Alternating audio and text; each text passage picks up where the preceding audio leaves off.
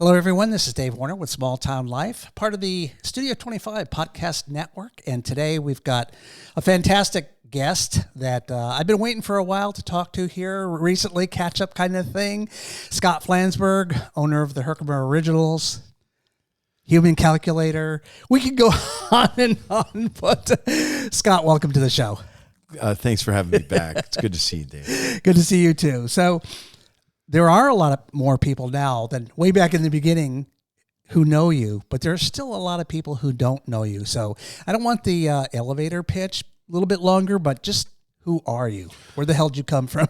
Yeah, I appreciate the opportunity because it's been a dizzying last 4 years. Yeah, we're going to get into that. I was born and raised in Herkimer, New York.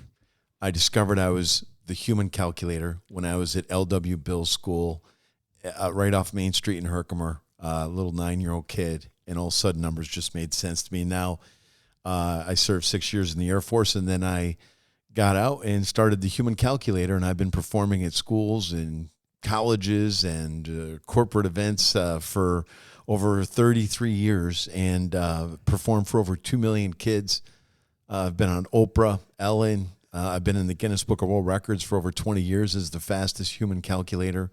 And that's bought me ticket to perform around the world for celebrities and royalty and first families like the Obamas and the Clintons and the Bushes. And I mean, just dream come true. Oh, really? And it is weird because when we talked about doing this show and I said, how about Tuesday at 2? You right away went to the numbers, Tuesday at 2 kind of thing. Yes, like I am. Somehow your mind works a lot differently than everybody else. Well, and to combine the human calculator and the Herkimer 9, just so you understand why I'm so eager to get this mission done, is I was in Herkimer. I was a 9-year-old kid when I discovered I was the human calculator. And then on 9/9/99, September 9th, 1999, I had a epiphany about the number 9. So as the human calculator, my mission is to make sure I reach every kid on the planet Earth before they're 9 years old to teach them this pattern about the number 9 that literally turns on the calculator in the mind. And so I'm not sure it's turned on mine because you right. Mine's still in the off position. Yeah, but go ahead. Yeah, that's all right. And so that's my mission as a human calculator. And when I came back to Herkimer during COVID, in our research, we discovered that the first basketball team ever was called the Herkimer 9. It was a baseball team of 9 people, 9 guys from the Herkimer YMCA, and they were just trying to figure out a way to stay in condition during the winter, and that's how basketball really became a sport. So, but how did you even think? Why were you thinking basketball? I mean, that's something I don't think I've asked you about before. I was not. How'd you get on that path? A lot by chance, coincidence, however you want to call it. Living out in Phoenix, Arizona, and Scottsdale for the last 30 plus years, I happened to know Jerry Colangelo, the chairman of the Basketball Hall of Fame. We've played in golf tournaments together. He was a neighbor at Phoenix Country Club. He's a wonderful human being. And I was introduced to a book in 2019 called I Grew Up with Basketball by Frank J. Baslow. And I read that book and I just started laughing like, what are the odds basketball was invented in my little hometown? Yeah. And no less that I knew all these people in basketball. And I just thought, wow, if I could prove this is true, Herkimer could be like Cooperstown for basketball. So in that book, he was basically saying that it started there. I know it was about that team, but Did he say it originated there, or did he talk about the battle with Naismith and all? Or right, it's a fascinating story, and it's continued. The book was published in 1952, I believe, but it goes through all the evidence, including an affidavit signed by Lambert Will, the kid who invented basketball, listing off how it happened, and all this local evidence that we found to support the story brought up by this I Grew Up with Basketball book by Frank J. Baslow. And so just reading that book got you fired up to start researching. Blew my mind. And I literally did. I walked into the Historical Society in Herkimer, and I thought I could disprove this in an afternoon. I was just going to go into the newspapers. This can be right. Let's just shut this down right now, And I had some free time because COVID and the schools weren't having people come to perform. And so I dug deep. And after about I mean, the first month was most surprising because I just kept finding more evidence to support the book.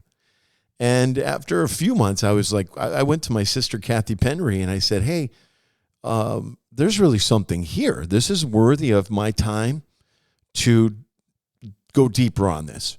And so we started the Herkimer 9 Foundation based off the name of the team, Herkimer just 9. Right at that moment in time. Just September 2020. Really? And just said, hey, we need to dive deeper on this and put some effort behind it. And so we started the Herkimer 9 Foundation, and people like Bruce Bohl and Dr. Renee Sheldo-Chavat and Steve Pawnee and Kevin Crossley and all these amazing people, Rich Reimstein, on and on, these local Herkimer folks that were like, hey, this Scott guy's a little out there. He's not as crazy as we thought he was. No, they were right. But all these folks, Mary Morse and on, these amazing local successful people all decided to jump on the Herkimer 9 board and give this thing a shot. And it has been a tenuous, frustrating experience, but at the same time, we'll go through the successes, and it's made it all worth it. Yeah, I want to track back still a little bit, though. Was there a moment, you said there was a preponderance of evidence that you were seeing, but was there an aha moment where you went, this is really real, where you were totally 100% convinced? Yeah, great question, Dave.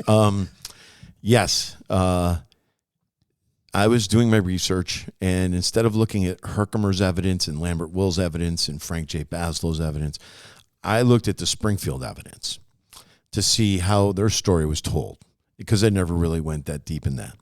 And the first picture I ran into is the original 13 rules of basketball that was displayed on the wall of the first game in Springfield, Massachusetts, YMCA, claiming to be the first ever game. And that document was auctioned off at Sotheby's in 2010 for over $4 million. And now it resides at a $20 million wing at the University of Kansas, where Naismith ended up coaching and then actually is buried in Kansas. I didn't know that. And so that 13 rules document is in display there, okay? And when you look at that document, on the bottom, the date of it says December 1891, which is really close in the timeline that we have been discovering about the Herkimer timeline. But what was crazy was, if you look really closely at that date, it had been changed. It originally, when you could see the shadow of the writing from the previous, what the original ink had said, but it said clearly February 1892. February 1892, and somebody changed it to December 1891. And the picture that's in the Frank J. Baslow book is the picture of the Herkimer 9, and these kids are holding a basketball that says 91-92. And if Springfield introduced basketball in their newsletter in January of 1892, what are these kids doing with a basketball that said 1891? And I called one of the authors of the eventual book that we published, Brian Carroll, and I said, look at this. And we just flipped out over that. And then we found these two brothers, George and Daryl Fosty, who had written a book called Black Ice that rewrote the history of ice hockey. And they had been working on a book about the Herkimer origin story, but were threatened. They lived in Kansas, and they were getting blackballed and threatened by the Naismith family to not work on that book. And so they ended up setting it aside, putting it in storage. And when I contacted them, they said, hey, we're just finishing up this soccer book, and we'll have a little time. Soccer or hockey? They had a soccer. Now they're working on soccer. They're brilliant guys, two amazing historians. Kind of sports nuts there. Yeah, times 10. And so they said, I said, here's the evidence we found locally. And then they said they had boxfuls of evidence they had been working on. So we combined all that, and they put out a book called Naismith, Myth, Basketball Stolen Legacy. And that book does two things. It puts out all the evidence that shows that Lambert Will did have something going on in Herkimer before Springfield. And then it also has, the other half of the book is about all the things that Springfield and the Naismith family have done to suppress this story. So all that combined just I went all in at that point, and now this is coming up on 4 years of my life spent on this. I know, but it's been a worthwhile journey, right? Because you've really kind of tick off some of the things that you've accomplished during that time. Because early on, there was a lot of, okay, this guy's crazy. Mm-hmm. When you look at what you've done, that path, and I want you to tick those things off and talk a little bit. I've got a list myself. I can't wait. Well, no, I just have it in case you miss one. Thank you. Thank you. Yeah, there has been a lot. There's been a lot. So walk me through. And okay, I guess first off, just from the Herkimer 9 Foundation perspective, that we saved that we saved the Quackenbush factory in Herkimer. Go figure. Here, how crazy does this connect? Mr. Quackenbush, who had over 50 patents, he invented the extension ladder, the nutcracker, and ammunition, and guns, and air guns, and all kinds of things. And they were all built in that factory on Prospect Street, Main Street, in Herkimer, the village of Herkimer. And the county was getting ready to tear it down to put in some housing. And we just begged them not to, and eventually we got that property and now have the opportunity to be involved in that $10 million DRI program. And our goal is to use that building for something that resonates with Mr. Quackenbush, because, go figure, Mr. Quackenbush and his wife wrote a check, raised the money in 1889 to open the Herkimer YMCA, where a year later, his son, Paul, was on the first basketball team and one of the 9 in that picture of the Herkimer 9. Oh, wow. And so the Quackenbush family played a pivotal role in the beginning of basketball, and that just wasn't connected until then. Right.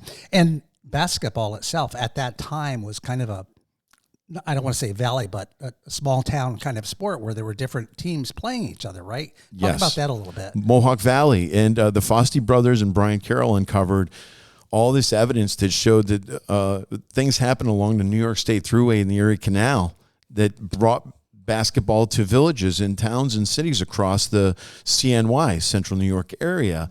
And they termed it Basketball Road. And it starts in Buffalo and it goes to Albany. And it shows everything, all these stops along the way: Rochester, Syracuse, even Binghamton, even Little Falls. Even Little Falls. Well, thank you for bringing that up, because in our research, I wasn't going to let you slide on it, I forgot. You're right. In our research, the first game was played on February 7, 1891 at the Herkimer YMCA. The next game was played against, and the two teams in that first game was the Herkimer YMCA 9, the kids, against the Herkimer Businessmen 9. And so they played the first basketball game. 2 weeks later, the first game to be played between two municipalities was the Herkimer 9 against the Little Falls 9. And so Little Falls plays a big role. I know. Even though we were second, we were in there. Imagine, though, what are the odds for that? And so I know. I just think, I don't know. I don't know why people just don't get that is so freaking cool. And why aren't we celebrating that history? And yes. I'm sure I'm going to make somebody mad, which I've done several times. We both do that quite often. You're right. I'm okay with it. Between Little Falls and Herkimer, right in front of the Mohawk Valley Golf and Event Center, is what's that? Oh, the old Salada T water tower. That's right. And we were hoping want that to be a basketball. Yes, we want it to be a red, white, and blue basketball. The league that we play in, the American Basketball Association, the ABA, we use the red, white, and blue ball. And it would just symbolize our efforts with the Herkimer Originals basketball team and the connection that Herkimer and Little Falls has. It's right between them. So we're hoping to someday turn that into a red, white, and blue basketball, because you can see it from the Thruway. Yeah. If nothing else, at least get another billboard out there, maybe talking about the first inter-community game. Well, there basketball. You go. Right. And there you go. We got a billboard. One of our generous sponsors, donors for the Herkimer 9 Foundation, Joe Norelli with the Norelli Family Foundation. He paid for that billboard that we now have on the New York State Thruway that proclaims Herkimer as the birthplace of basketball and home of the inventor, Lambert Will. And how big is that darn thing? Because it's massive. What you know the measurements, Mr. Number Guy? Yeah, I do. I think it's close to 120 by 20, 120 feet long. I know. 20 feet high. And for Joe Norelli and his family to do that for us, it was incredibly generous. But it also played a great role, because go figure, Joe Norelli used to play basketball at Oneonta. And he played on our team, the Herkimer Originals. And it was pretty funny. It was an good awesome stuff. moment. Yeah. And, as in the ABA, there's 12 roster spots, but you get, as the home team, you get a 13th spot to be used for celebrities to help promote your team. I didn't know how he got in, but it was Yes. last season we're talking about. Yeah, and so Joe Norelli, he's at the time was 65 years old, became the oldest professional basketball player to score in a game. And it was at our game at Herkimer College. That is just amazing. So, Joe's a wonderful guy, and our Herkimer 9 board have brought a lot of really amazing and influential people into this story. Oh, that's amazing. So you've talked about Quackenbush a little bit, talked about the originals. I mean, you haven't gone through the story of how that came about, or why did you even decide to do a basketball team? We got the logo story, but why did you even... Daryl Fosty. He is a big sports guy, and he was working on the book with his brother George and Brian. And he said, "Hey, do you know the ABA still exists or is restarted?" I had no idea. And he goes, "You should get a team that'll help tell your story about Herkimer." And so I reached out to Joe Newman, the CEO of the ABA, and I told him what was going on. And a week later, I got a call, and they had approved us for a market reservation for a team in Herkimer. And so I was out in Phoenix where I was still living. And one of my dear friends, Alice Cooper, him and I were playing golf.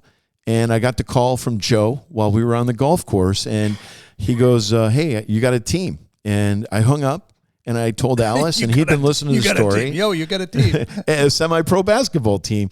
And Alice, without even hesitating, just goes, "Scott, you got to call them the Herkimer Originals."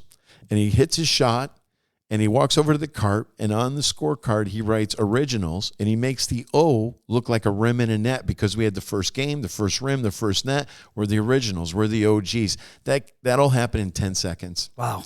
And so we're just getting ready to open up our 4th season. We've made it to the semifinals twice, the quarterfinals, and we just played in $1 million winner-take-all tournament called the TBT.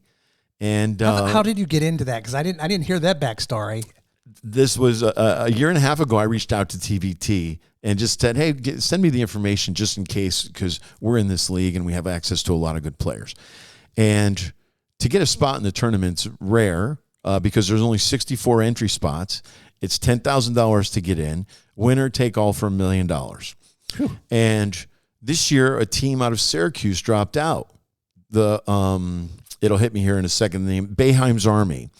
And they had been playing in it for years. They won it a few years ago, Really? the $1 million. Oh, wow. And they decided not to play this year. And we got the call that they were looking for a replacement team. And we were, Joe Norelli and the Norelli Family Foundation Right. again stepped up and bought us a ticket into $1 million winner-take-all tournament. And we show up, and the bracket, we got paired up against, our first game was against the alumni of UConn, the back-to-back national champions college. And Was that by draw, or was that, I don't know, but hopefully next year we'll get a better draw. Oh, that is funny. So you intend to enter next year? Oh, yes. Or do you get an automatic invite? One of the 64, you get an automatic invite. Right. Until you give up your spot, I believe you have it. And what we did was our team, our Herkimer Originals team, which did fine, but probably wasn't enough caliber to go to that thing. Well, Herkimer had just hosted the ABA All-Star game for the East region. And so we got to meet all the best players from everywhere, from Virginia to Ohio to, Rhode Island and everywhere. And so we selected 10 of the All-Stars from the ABA and to put a team together. But it was a last-minute thing. The Syracuse team dropped out at the last minute. We never even got to practice together, and we showed up and just tried to pull a miracle off, So, but it got us in. The former winners. Yeah, the national champions twice, the alumni team. So, but it was an honor, and we're going to work harder to be ready for it next year. That's awesome. At least now you can plan. Yes. Yes. So there are a couple other really key events that happened along this path. Let's see. Okay. You could talk about either the New York State Hall of Fame. Yeah, let's do that. Or you could talk about the state legislature getting involved, or, You're right. Wow, there's so many things that happen. I did my research. Yeah, thank you. This is all coming back to me now. Somebody got to keep the numbers guy on track. You know, the assembly proclaimed Herkimer as the birthplace of basketball, thanks to Mr. Smolin. And I think that's huge. It was huge. Yeah. And he was the force behind that. And Peter Oberacker, we got so lucky to get these people involved and get that proclamation. Let's see. And then the New York State Basketball Hall of Fame. There's a guy named Rennie LaRue. And if you don't know him, I don't know how you missed him, because he knows everybody. He seems like a character. I don't think he knows me, though. Okay. I mean, an amazing human. Yeah. And he runs the New York State Basketball Hall of Fame, the New York State Baseball Hall of Fame, and the New York State Hockey Hall of Fame. This guy, every year he has a dinner for each one of those. He knows everybody. And we got to meet, and I told him what was going on, and he and his team went through our evidence and read the book, Naismith, and also the Baslow book, and eventually put Lambert Will from Herkimer YMCA on the ballot, and he went in. He was inducted into the New York State Basketball Hall of Fame in April, and the whole Herkimer 9 Foundation board went to the dinner with spouses and everybody, and we celebrated and honored Lambert Will there, and he was inducted into the class of 2024. So now he's recognized as the inventor of basketball. Yeah. And where is that located? Where do they have that? Albany. Albany. And Rennie LaRue has offered or signed a letter of intent that if we can get our county and our village and our town and the college to support this, that he would consider moving the New York State Basketball Hall of Fame to Herkimer Main Street, where basketball was invented. And I think that's massive. I mean, to me, that's a big deal. We're hoping that with all these momentum that we've got now, that the Herkimer County, that the village and the town of Herkimer College, with their programs for students, and all the support we could get from even our Herkimer and those, to really bring everybody come together to host the New York State Basketball Hall of Fame in Herkimer, which is only 28 miles from the Cooperstown Baseball Hall of Fame on Route 28. So for families, it would be great. And then we've got Utica with its hockey, even the Slapshot movie, on and on. So we create this triangle. It's always, when you have three, there's a number for you, Scott.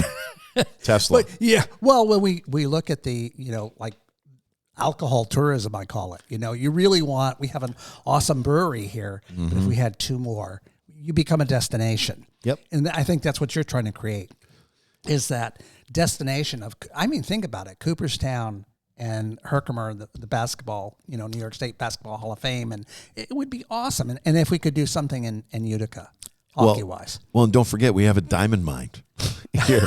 There's Don't say Herkimer Diamonds. I didn't. Did you hear that? Yeah, I heard you drop that word. But the Little Falls Diamond folks are not happy. It's a fascinating story. It's almost Springfield and Herkimer-ish, right? We could go there. But our sponsor for the OGs is the Herkimer Diamond Mines, so I do say it. Sorry, Dave. I know, but I have to defend Little Falls. Of course. So any other major kind of things along that path that I've skipped over? Next is now that Lambert Will is in the New York State Basketball Hall of Fame listed as the inventor of basketball, he is on the ballot for the Springfield Naismith Memorial Basketball Hall of Fame class of 25. They vote in January of next year, coming up, on who's going in. But here's the problem: we get all this way. Ballot. I know that part. We get all this way, and we get to the Naismith Hall of Fame in Springfield to find out that it's a secret society, that no one knows who's on the voting committee, that no one knows who votes or how they voted. They're not allowed to communicate it in any way, and that the votes are collected by the CEO of the Naismith Basketball Hall of Fame and counted and then burned. No conflict of interest there. And if you want to perpetuate a myth, that's one easy way to do it. Yeah. So we're asking the Naismith Memorial Basketball Hall of Fame to consider changing their transparency, lighten it up a little bit. And it is odd, but in our research, we also found that the Naismith Basketball Hall of Fame is the only Hall of Fame with a person's name attached to it.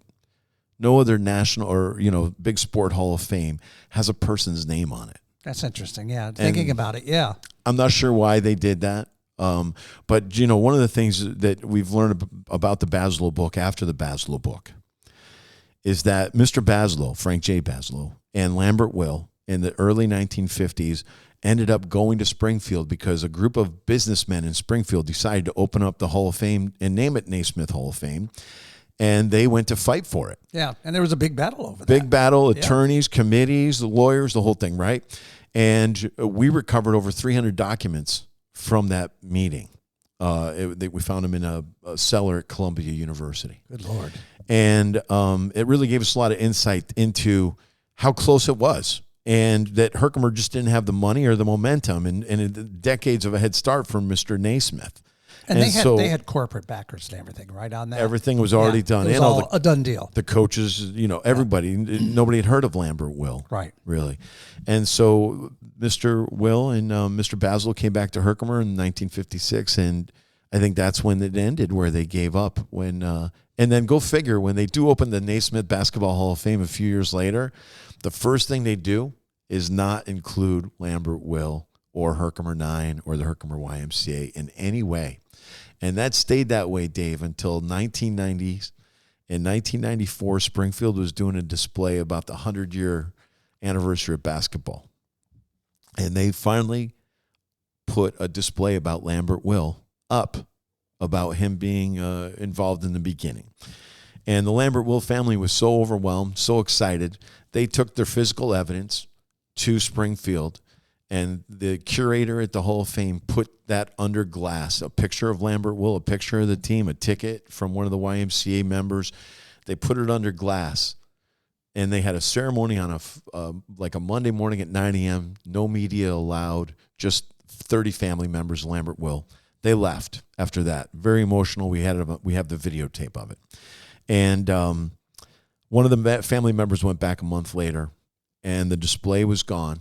And they asked about it, and the Naismith Basketball Hall of Fame denied knowing what happened to it, or where it is, or where it was, or what happened to it in any way, and to this day has never been returned to the Lambert Will family or addressed.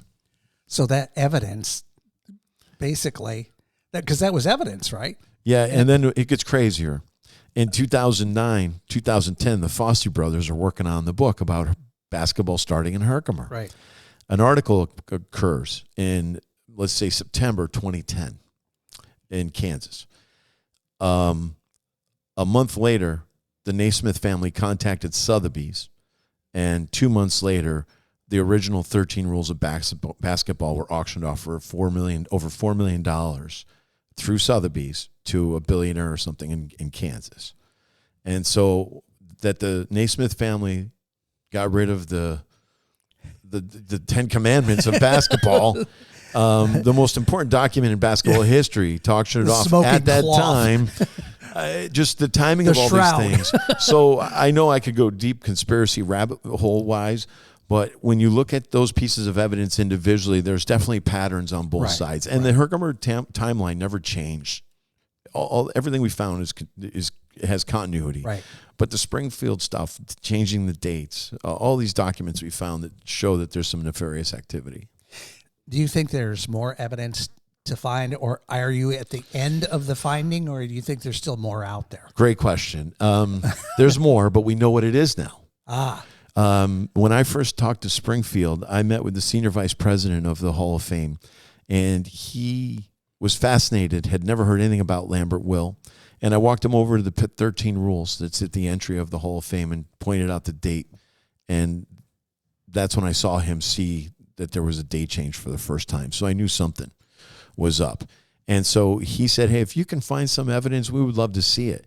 And so they gave me unlimited access to the Springfield College files, where all of their stuff goes back to the beginning. Wow. And they gave me and Brian Carroll 8 hours in a secure room with camera, with the gloves, the whole thing. And we got to look through all these historic documents with the curator there. And could you photograph them? So you had your... Yes. Okay. All right. And in that day, we located, the curator actually gave it to us, a copy of a document that we had not known about. It was called the Herkimer YMCA Review, which was a monthly publication from the Herkimer YMCA, which just so happened to start in January of 1891. the weeks before the first game in February of 1891. A month before. And this newsletter was from 1893. So we have uncovered, we've located a half a dozen of these documents in 1892 and 93. But for some bizarre reason, you can't find any from 1891. It's like they're all gone. And so there's got to be one out there. Somebody's got one somewhere. The Fosty brothers, they're all working hard on this. And there's other documents. So is that the Shroud of Turin you're looking for? One of them, because when you read these things, it was just plain language every day. Hey, today, these guys won this thing and they won that thing. I mean, it would be in that document. But there's other documents from Springfield that would help put light on this that just seem to be missing as well. So we'd like to locate those documents as well, and any other local stuff from Herkimer. So when looking at the team and the path you're on, what's the next step? What's the next thing you're trying to accomplish? Earlier you'd mentioned DRI, which stands for Downtown Revitalization Initiative. Herkimer got a $10 million grant.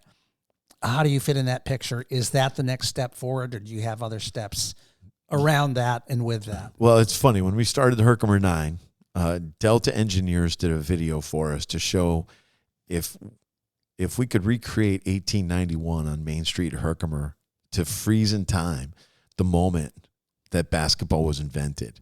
Most of those buildings are still standing there. They're just in rough shape. I saw that video. It's pretty cool. And rendering. Yes, yeah. And the big one down there is the Lambert Will Event Center, where we could host basketball tournaments on the spot where basketball was invented. So you can bring your kids to Herkimer and have them shoot baskets where the first basket was made. You can't get more sentimental than that. The Hall of Fame in Springfield, the location has nothing to do with the birthplace of basketball or anything that happened in Springfield at that time. It's over at the college. It had nothing to do with this place.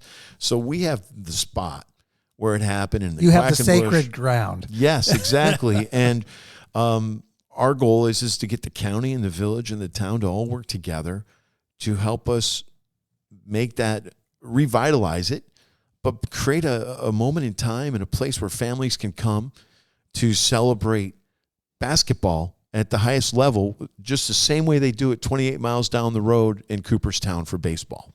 And that's a shrine down there. I mean, yes, a couple of them. That is sacred ground down there. Dream Park, Doubleday Field, the Hall of Fame. Wow. Over half the stores on Main Street are baseball related. So I just think of that in Herkimer. I mean, that could be Herkimer's future. Well, and all the stores are empty on Main Street right now, so it's not like we got to kick anybody out. No, blank canvas, right? Yes, exactly. And so with a $10 million DRI and all this coming together right now, I really hope, I'm sort of trying to step aside because I've been a bit controversial and lots of drama attached to some of these projects and timing and all. So I just think the idea and the story is so much bigger than me. I'd rather get out of the way and give the Herkimer 9 Foundation and the board and the county and the village and the state a chance to capture this magic in a bottle, which would make Herkimer just like Cooperstown.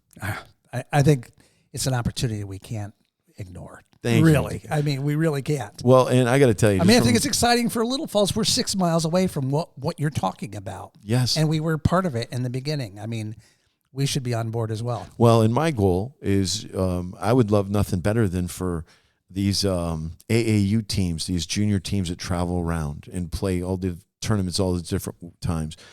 We have the ability right here to put together a little tournament where when teams come in, they could play in different venues that all capture first. The Herkimer YMCA, where the Lambert Will Event Center would be one. Herkimer College, obviously, right next to where Lambert Will is buried. Right. Okay.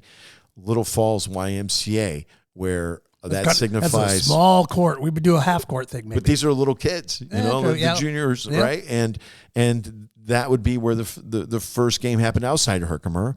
And then in Mohawk, they have the Armory, which used to be the YMCA. And that is where the first basketball game with a backboard was played.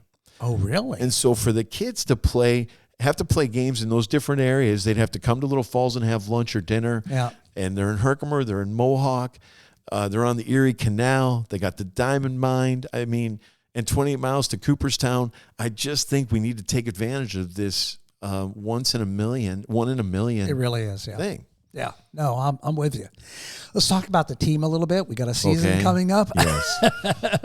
Yes. You're like, oh, here we go again, season 4, right? Yeah, it's worth it. It's work, but it's worth it. It's work. How's it looking so far? I know it's early. I know you haven't started practicing, but you're doing something, right? Oh, yeah, always. The schedule just got done. We're finishing up locations where we're going to be playing our home games. We want to be in Herkimer, but if we can't be in Herkimer yet until we build our own facility, we're going to have to go in the Mohawk Valley, just like the Diamond Dogs do. Right. They're the Mohawk Valley Diamond Dogs. They're not the Little Falls. No. And I think Travis Heiser did a great job there by making it feel like more of the valley instead of one little And I think city. you had to, because you need to reach out to all the other communities around here. Like you're doing. Well, and Herkimer only has 7,000 people, so we can't depend on. Yeah, no, you got to go further than that. Yeah, and people drive to Utica to see things, but we're hoping Utica people will drive to Herkimer to see things. Yeah, it's close. I mean, Utica's from Little Falls, 35 minutes. I mean, come on. Well, it's only 13 miles, Herkimer to Little Falls. So, I just. Well, Herkimer to Little Falls is 6. I'm sorry, Herkimer to Utica is 13 miles. Thank you. I'm not good with that. Yeah, you're not good with the numbers kind of thing. So, to me... What's 12? That's 12, 12, 12. Yeah, right? I could do that. I know you could. I just... I really hope that the community comes together and supports the Quackenbush building becoming a place where families and kids... where learning is occurring. Whether it's STEM, whether it's blue-collar stuff, anything in between, I think we need to take advantage of that building and its history. And Main Street, Herkimer, deserves a chance to look like it did in 1891 when basketball was invented. I just think that would be a draw like nothing else we could do on Main Street. So how does the team play into that, though? Yeah, that's been the dream come true. The Herkimer Originals... We go to Rhode Island, Massachusetts, New York, Connecticut, Ohio, Pennsylvania. I mean, we play teams from all over the place, and we've been pulling to town where the Originals, Herkimer Originals, like, why are you guys called the Herkimer? It prompts the question. Right. And our coverage has been national and international already because of the TBT we played in.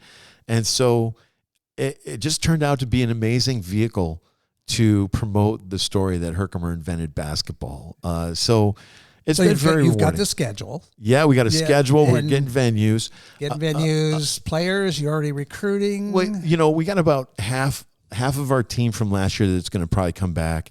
And we've met a lot of new players after the TBT. They wanted to play on our team then, and a lot of them are interested in this whole thing now. They want to be a part of this. The other thing I'm working on, Dave, I guess I should talk about here is I signed a deal with a production company in LA to put a documentary together. Oh, nice. About this. And we've met with some of the largest companies in the world, distributors in the world.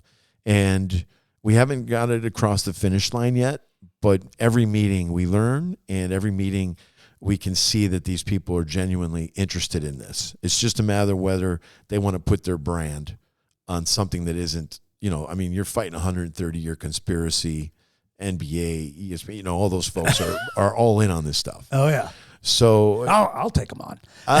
We are as best we can. Yeah. And I think getting Lambert Will into the Naismith Basketball Hall of Fame in January would go a really long way. And if the Herkimer Originals could win the ABA this year at the same time and then go to the TBT and put on a good show, I just think the next year is very exciting for us. And, we're set up now. Our worst case scenarios are we don't win the ABA. We don't do well in the TBT, but we're still out there promoting this story. And you know how sports is. It's not always win-win-win for most teams. Right. And so we've had a couple great years, and we hope to capitalize on that. Well, I think it's, like you said, the next, 6 months are going to be pretty interesting. Yes, they are. We've got some great sponsors. Just to have Steep Pawnee Auto Group be our sponsor since the beginning, and to have the Herkimer Diamond Mine and then Rock City Center. They stepped up. Martin and his team, wonderful people, and I really think he loves the connection with the Little Falls story. Oh, yeah. With Herkimer. He would love that, yeah. So it's really we're doing a good job. We need more sponsors. We need more organizations to come to our games. Bring your organization for a night. So things like that we'll get better at doing. We're still a young team, and I've been doing most of it. So if I get out of the way, I really think it can be done a lot better. I'm much better at mental math. Yeah. So if people want to find out more, what resources would you send them to? Herkimer9.org is for the Herkimer 9 Foundation. And, we're part of the MV program coming up next month, MV Gives. Yep. Mohawk. So I didn't know you were part of that. Yes. So the Mohawk Valley Gives, I just did a podcast this morning, actually, about that. That'll probably air just before yours, so it'll be good, but that's on September 20th. Okay, good to know. Yes, that's right. Yep. And some of our donors have offered to help us get a billboard in Springfield, Massachusetts to point people to Herkimer. So, we're not wasting money. You're not. Oh my God, Scott, we're all you're in. so bad. So the Herkimer 9 Foundation is still actively doing research. We have authors, writers, researchers. I mean, we're spending money to try to take this across the finish line, right, to show that it's real. And then the HerkimerOriginals.com is for the Herkimer basketball team. HerkimerOGs.com. Right? Yep. And for me as the human calculator, because starting in September, I am back being the human calculator and performing at schools, which is what I do best. And I would, any schools or companies that want me to perform or do a show, I'd be greatly honored if they would reach out, because not doing it for a few years, working on this, has proven to me, that it's just the best thing for my soul. And I really, we all know we each have to take care of ourselves first. And I sort of put that on the back burner these 4 years. And so I think that'll recharge me. Well, since some people might not know what you can do, I'm going to test you. You haven't been tested in 4 years, so I want to see how rusty you are. Okay, so just for fun, I'll demonstrate my world record. It's what makes it. But see, what, you don't want to take my challenge? Well, I have a challenge here. My Guinness World Record. Go ahead. I've had for 24 years in a row. Okay. So punch in 12 plus 12 on your calculator. But you know what that is. Well, this is an example. 12 plus 12. And hit equals, it says 24. But now hit equals again, it should say 36. Yep. And now keep hitting equals. Keep hitting equals. Yep. And you'll see that it keeps adding 12 more. It does. It's called the constant. Okay. Right. So I can do that with any number. So clear the calculator. Okay. Don't let me see it. Okay. Pick a tough 2-digit number you want me to count by. Big one, but don't say it out loud. Just punch it in for now. Okay. And then hit the plus sign, and then hit the same 2-digit number again, and hit equals. And now you're going to tell me that starting number, and I'm going to start counting by it. And you just hit equals to keep up with me as I keep saying the next answer. I'm going to beat you. How many times? Don't try to beat me. I want you to shadow me so people can see that I'm not getting it wrong. I'm closing my eyes so I can't see close. it. All right. Okay, what did you start with? 174. So you started with 87. If you hit equals again, you should get 261, 348, 435, 522, 609, 696, 783, 870, 957, 1044, 113, 11218, 1305, 1392, 1479, 1566, 1653, 1740, 1827, 194, 2001. So I can just tune into any number and count as fast as I can talk. I did keep up with you. Yes, well, I went medium speed there. I didn't go crazy. I know you did. I've seen you go faster. Yes. So I just wanted people to see that I'm not making that up. And I discovered I could do that when I was a little kid in Herkimer, New York. And so to come full circle and to get the Herkimer 9 Foundation to have an impact on Main Street, Herkimer, and to help revitalize it with the support of the county and the village and the town and the DRI with the state.